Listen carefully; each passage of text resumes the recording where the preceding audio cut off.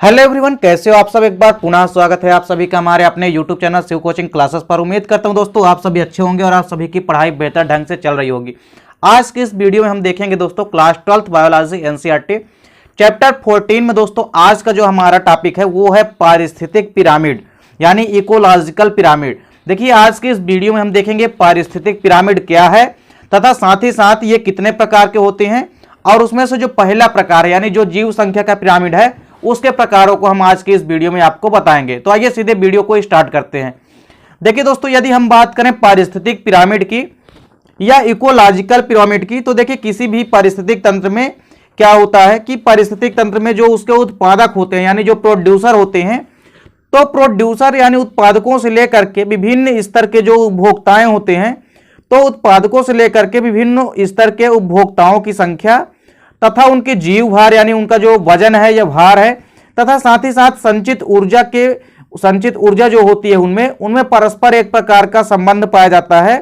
और इन्हीं संबंधों को व्यक्त करने वाले जो चित्र होते हैं उन्हीं को हम वास्तविक या पारिस्थितिक पिरामिड कहते हैं। तो देखिए कोई भी पारिस्थितिक तंत्र या इकोसिस्टम में जो प्रोड्यूसर या उत्पादक होते हैं उनसे लेकर करके विभिन्न स्तर तक के जो उपभोक्ताएं होते हैं, तो उपभोक्ताओं तक की जो संख्या होती है, जीव भार तथा ऊर्जा में जो संबंध होता है, उनको एक चित्र के माध्यम से व्यवस्थित किया जाता है जिनको की पारिस्थितिक पिरामिड कहा जाता है। तो इस प्रकार से पारिस्थितिक पिरामिड क्या होती है, किसी भी पारिस्थितिक तंत्र में उसके उत्पादकों द्वारा विभिन्न स्तर के उपभोक्ताओं की संख्या, जीव भार तथा संचित ऊर्जा में परस्पर एक प्रकार का संबंध होता है और इन्हीं संबंधों को व्यक्त करने वाले चित्रों को ही हम क्या कहते हैं, पारिस्थितिक पिरामिड कहते हैं। चलिए इसके बाद यदि हम बात करें पारिस्थितिक पिरामिड की विचारधारा की, तो देखिए सबसे पहले पारिस्थितिक पिरामिड की जो विचारधारा है इसको सबसे पहले चार्ल्स एल्टर ने 1927 में प्रस्तुत किया। यानी जो पारिस्थितिक पिरामिड है इसके बारे में सबसे पहले चार्ल्स एल्टन ने बताया और इसी कारण से जो पारिस्थितिक पिरामिड होते हैं उनको हम एल्टोनियन पिरामिड भी कहते हैं, क्योंकि इसको चार्ल्स एल्टन ने सबसे पहले दर्शाया था, तो एल्टन के नाम से ही एल्टोनियन बनाया। तो इसी कारण से पारिस्थितिक पिरामिड को हम एल्टोनियन पिरामिड भी कहते हैं, क्योंकि सबसे पहले इसकी विचारधारा किसने रखी थी, चार्ल्स एल्टन ने, जिस कारण से इसको एल्टोनियन पिरामिड भी कहते हैं। अब देखिए यदि यहां पे बात करें पारिस्थितिक पिरामिड के प्रकारों की, तो देखिए मुख्य रूप से पारिस्थितिक पिरामिड जो होते हैं वो 3 प्रकार के होते हैं। पहला जीव संख्या का पिरामिड यानी पिरामिड ऑफ नंबर्स, और इसके बाद देखिए दूसरा है जीव भार का पिरामिड यानी पिरामिड ऑफ बायोमास, और तीसरा है ऊर्जा का पिरामिड। तो चलिए आज के इस वीडियो में हम देखेंगे सबसे पहले जीव संख्या का पिरामिड क्या होता है तथा विभिन्न स्तरों से लेकर के तालाब हो चाहे वो वन पारिस्थितिक तंत्र हो, सब में देखेंगे कि किस प्रकार से जीव संख्या का पिरामिड जो है हमको प्राप्त होता है। तो चलिए सबसे पहला जीव संख्या का पिरामिड यानी पिरामिड ऑफ नंबर्स। तो यदि संख्या की बात करें, जीवों की संख्या की पिरामिड की, तो देखिए मुख्य रूप से एक ऐसा पिरामिड, यदि हम समझें कि जीव संख्या का पिरामिड है क्या, तो एक्चुअल में देखिए ऐसा पिरामिड जिसके द्वारा किसी भी पारिस्थितिक तंत्र में, ऐसा पिरामिड जिसके द्वारा किसी भी पारिस्थितिक तंत्र या इकोसिस्टम में उत्पादकों एवं विभिन्न श्रेणी के उपभोक्ताओं की संख्या के संबंधों के बारे में बोध होता है, जीव संख्या का पिरामिड कहलाता है। ऐसा पिरामिड जिसके द्वारा कोई भी पर्टिकुलर इकोसिस्टम या पारिस्थितिक तंत्र में जो उत्पादक होते हैं यानी प्रोड्यूसर होते हैं उनसे लेकर के विभिन्न श्रेणी के उपभोक्ताओं तक जो उनकी संख्या होती है, यानी कितनी संख्या है उपभोक्ताओं की या उत्पादकों की कितनी संख्या है, तो उत्पादकों से लेकर के विभिन्न श्रेणी के उपभोक्ताओं तक की संख्या का जो बोध कराता है वो ऐसा पिरामिड जो है, ऐसा पिरामिड जीव संख्या का पिरामिड कहलाता है। यानी ऐसा पिरामिड जिसके द्वारा किसी भी इकोसिस्टम में उत्पादकों एवं विभिन्न श्रेणी के उपभोक्ताओं की संख्या के संबंधों के बारे में बोध होता है, उसे हम जीव संख्या का पिरामिड कहते हैं। देखिए यदि हम बात करें, यदि प्राथमिक उत्पादकों का आकार जो है उपभोक्ताओं के आकार की तुलना में बहुत छोटा है, तो संख्या का पिरामिड सदैव सीधा बनता है। देखिए यदि किसी भी प्राथमिक उपभोक्ता का जो आकार होता है, प्राथमिक उत्पादकों का जो प्रोड्यूसर होते हैं उनका आकार यदि उपभोक्ताओं के आकार की तुलना में बहुत छोटा, यानी उपभोक्ताओं का आकार यदि बड़ा है और उत्पादकों का आकार यदि छोटा है, तो संख्या का जो पिरामिड होता है वो हमेशा क्या बनेगा, सीधा बनेगा। और मान लीजिए यदि उत्पादकों का आकार बड़ा हो जाता है उपभोक्ताओं की तुलना में, तो फिर पिरामिड जो है क्या बनता है, उल्टा बनता है। तो यह चीज आपको ध्यान में रखना है। चलिए सबसे पहले हम स्टार्ट करते हैं किसी भी तालाब से। तो तालाब में यदि कोई भी पारिस्थितिक तंत्र में यदि पिरामिड बना है तो उसकी हम बात करते हैं। देखिए मान लीजिए यदि हम किसी तालाब के पिरामिड का चित्र बनाएं या हम किसी तालाब का पिरामिड बनाएं, तो चूंकि तालाब में पाए जाने वाले जो उत्पादक होते हैं जैसे डायटम्स, प्लवक तथा शैवालों का जो आकार होता है वो क्या होता है, छोटा होता है, परंतु इनकी संख्या क्या होती है, अधिक होती है। अतः ये पिरामिड का चौड़ा आधार बनाते हैं। देखिए कोई भी जो तालाब पारिस्थितिक तंत्र है उसमें क्या होते हैं, जो छोटे छोटे उत्पादक होते हैं जैसे डायटम्स, प्लवक तथा जो एल्गी होते हैं, इनका जो आकार होता है यानी साइज होती है ये तो बहुत छोटी होती है, परंतु इनकी संख्या जो होती है क्या होती है, वो अधिक होती है। अतः ये पिरामिड का चौड़ा आधार बनाते हैं, यानी पिरामिड का जो नीचे वाला भाग है ये पिरामिड को चौड़ा आधार प्रदान करते हैं। वहीं जैसे जैसे हम ऊपर की तरफ बढ़ते हैं या हम जैसे जैसे उत्पादकों से उपभोक्ताओं की ओर जाते जाते हैं, वैसे वैसे उत्पादकों की विभिन्न श्रेणियों अथवा पोषी स्तरों में पाए जाने वाले जीवों की व्यक्तिगत संख्या जो है कम होती जाती है। देखिए जैसे जैसे हम ऊपर जाते जाते हैं तो उत्पादकों से जो विभिन्न श्रेणी के उपभोक्ताएं हैं उनकी संख्या क्या होती जाती है, धीरे धीरे कम होती जाती है, और परिणाम स्वरूप जो है सीधा त्रिभुजाकार पिरामिड जो है बनता है या प्राप्त होता है। देखिए यदि किसी भी तालाब की यदि हम बात करें तो यहां पर आप देखिए कि हमने एक तालाब के इकोसिस्टम का जो पिरामिड है उसको हमने यहां पे शो कर रखा है।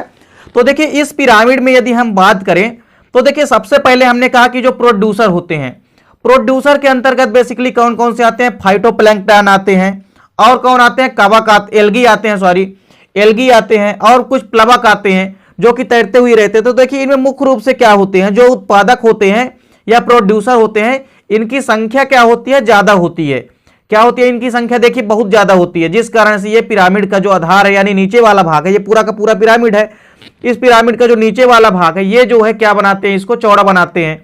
उसके बाद देखिए जब प्राइमरी कंज्यूमर्स यानी जब प्राथमिक उपभोक्ता की ओर हम जाएंगे जो कि शाकाहारी होते हैं, जब ये इनका भक्षण करते हैं तो चूंकि प्राइमरी कंज्यूमर्स की संख्या और कम हो गई, इसके बाद सेकेंडरी कंज्यूमर्स में जाते हैं तो इनकी संख्या और कम हो जाती है, और फिर टर्सरी कंज्यूमर्स में जाते हैं तो इनकी संख्या और कम हो जाती है।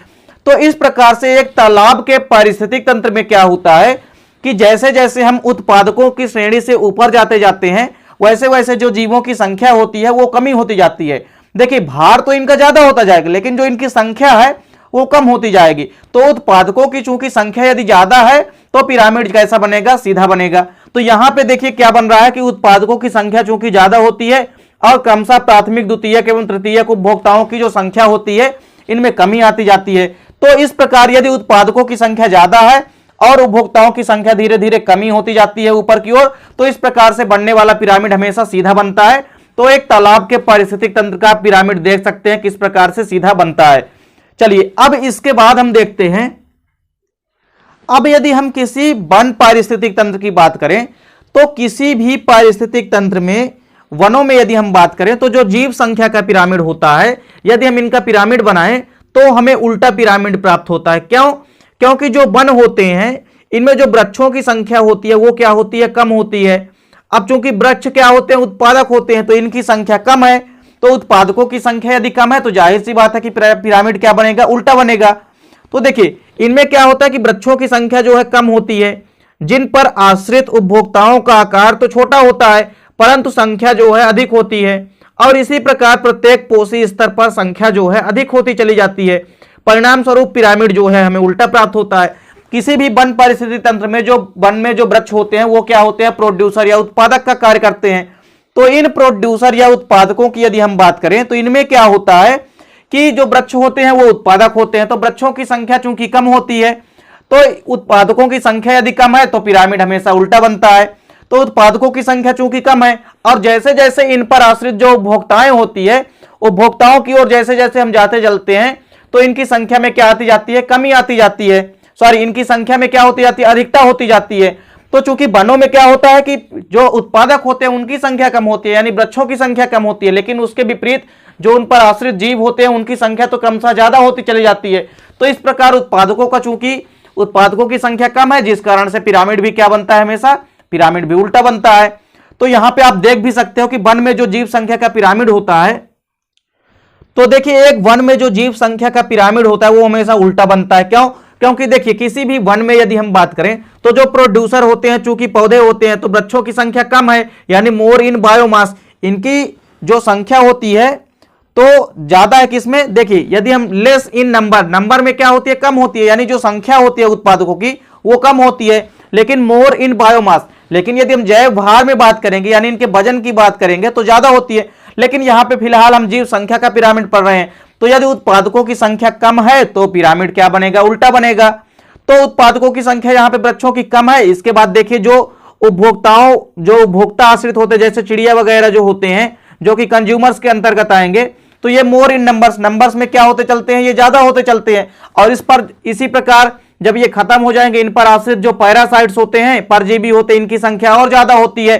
तो इस प्रकार से यदि प्रोड्यूसर की संख्या कम है और धीरे धीरे आगे जो उपभोक्ता होते हैं और उनमें जो पैरासाइट्स होते हैं या घटक जो होते हैं आगे चल के, उनकी संख्या यदि ज्यादा है तो इस प्रकार से पिरामिड हमेशा क्या बनता है, उल्टा बनता है। तो आपको याद रखना है कि किसी भी पारिस्थितिक तंत्र में जो तालाब का पारिस्थितिक तंत्र होता है या जलीय पारिस्थितिक तंत्र में जीव संख्या का पिरामिड हमेशा जो है सीधा बनता है, वहीं वन पारिस्थितिक तंत्र में जो जीव संख्या का पिरामिड होता है वह हमेशा उल्टा बनता है। इसी प्रकार यदि अब हम किसी भी घास के मैदान पर बात करते हैं, तो यदि हम किसी भी घास के मैदान पर मान लीजिए इकोसिस्टम में यदि हम पारिस्थितिक पिरामिड को बनाते हैं, तो देखिए घास के मैदान में क्या होता है कि जो पौधों की संख्या होती है वो सर्वाधिक होती है। तो घास के मैदान में जो घास वगैरह होती है इनकी संख्या तो अत्यधिक मात्रा में होती है, यानी सर्वाधिक संख्या किसकी होती है, घासों की होती है। तो यदि हम घास के मैदान में बात करें तो जो पौधे होते हैं छोटे छोटे, इनकी संख्या जो है ज्यादा होती है, तथा अन्य जीवों की संख्या जो है धीरे धीरे जो है ऊपर की ओर क्रमशः कम होती है। और जो उपभोक्ता होते हैं इनकी संख्या धीरे धीरे जैसे ऊपर जाते जाएंगे इनकी संख्या जो है कम होती जाती है। जैसे टिड्डे की बात करें यदि हम, तो टिड्डा क्या होता है कि प्राथमिक उपभोक्ता के अंतर्गत आता है। तो जो घास वगैरह होती है तो इन घासों को कौन खाते हैं, टिड्डे वगैरह खाते हैं, यानी ग्रास हापर्स खाते हैं। तो ग्रास हापर्स चूंकि शाकाहारी होते हैं यानी हार्बीवोर्स होते हैं, तो जो शाकाहारी टिड्डे होते हैं ये किनको खाएंगे, उत्पादकों को खाएंगे। तो टिड्डों की संख्या जो है कम होती चली जाएगी। और अब इन टिड्डों को देखिए, इन टिड्डों को भक्षण करने वाले द्वितीय श्रेणी के जो मांसाहारी जीव होते हैं इनकी संख्या कम होती है। देखिए अब टिड्डों को कौन खाएंगे, तो टिड्डों को जो द्वितीयक उपभोक्ता के अंतर्गत आते हैं जैसे मेढक वगैरह होते हैं जो कि मांसाहारी होते हैं, तो मेढक किनको खाएंगे, अब टिड्डों को खाएंगे। तो चूंकि मेढक टिड्डों को खाता है, अब मेढकों की संख्या और कम हो जाती है किसी भी घास के मैदान में। तो घास के मैदान में उत्पादकों की संख्या ज्यादा है, फिर उसके बाद जो है क्रमशः जो टिड्डे होते हैं इनकी संख्या उनसे कम है, फिर टिड्डों से कम संख्या किसकी है, द्वितीयक उपभोक्ताओं की, यानी मेढकों की संख्या टिड्डों से भी कम है। इसी प्रकार मेढकों को कौन खाते हैं, मेढकों को सांप खाता है, और सांप जो है तृतीयक श्रेणी का उपभोक्ता कहलाता है। तो अब सांपों की संख्या जो है मेढकों से भी कम होती है। और इसी प्रकार से सांप को कौन खाता है अंत में, तो सांप को बाज खाता है जो कि सर्वोच्च उपभोक्ता होता है। तो इस प्रकार से यदि हम बात करें किसी भी घास के मैदान में, तो घासों की संख्या या छोटे छोटे पौधों की संख्या ज्यादा होती है, यानी उत्पादकों की संख्या क्या होती है, ज्यादा होती है। तो उत्पादकों की संख्या जब ज्यादा है और धीरे धीरे उपभोक्ताओं की संख्या जो है कम होती चली जाती है, तो इस प्रकार से जो पिरामिड बनता है वो हमेशा सीधा बनता है। तो आप यहाँ पे डायग्राम के थ्रू भी समझ सकते हैं कि देखिए जो उत्पादक होते हैं जैसे घास वगैरह होते हैं, तो इनकी संख्या क्या होती है, ज्यादा होती है। तो देखिए चूंकि घासों की संख्या ज्यादा है इसलिए नीचे का पिरामिड जो है वो कैसा बनता है, चौड़ा बनता है। इसके बाद जो प्राथमिक उपभोक्ता होते हैं जो कि शाकाहारी होते हैं, इसके अंतर्गत बेसिकली टिड्डा वगैरह आते हैं। तो यहाँ पे आप टिड्डे वगैरह को डायग्राम भी शो कर सकते हैं, यहाँ पे कोई दिक्कत नहीं है इसमें। तो जो प्राथमिक उपभोक्ता होते हैं बेसिकली जो कि शाकाहारी होते हैं, वो किनको खाएंगे, घासों को खाएंगे। जो कि शाकाहारी होते हैं ये घासों को खाएंगे। और इन प्राथमिक उपभोक्ताओं को कौन खाते हैं, अब द्वितीयक उपभोक्ता खाते हैं, जैसे मेढक वगैरह जो कि मांसाहारी होते हैं। तो मेढक खाएगा प्राथमिक उपभोक्ताओं को, मेढक की संख्या और कम हो जाती है किसी भी घास के मैदान में। फिर द्वितीयक श्रेणी के उपभोक्ताओं को कौन खाते हैं, तृतीयक श्रेणी के उपभोक्ता खाते हैं, यानी जो सांप वगैरह होते हैं वो किनको खाएंगे, अब मेढकों को खाएंगे, तो इनकी संख्या और कम हो जाएगी। फिर चतुर्थ श्रेणी के जो उपभोक्ता जैसे बाज वगैरह हो गए जो कि सर्वोच्च मांसाहारी कहलाते हैं, तो ये सांपों को खाते हैं। तो इस प्रकार से जैसे जैसे हम उत्पादकों से उपभोक्ताओं की ओर जाते चलते हैं किसी भी घास के मैदान में, उनकी संख्या जो है कम होती जाती है।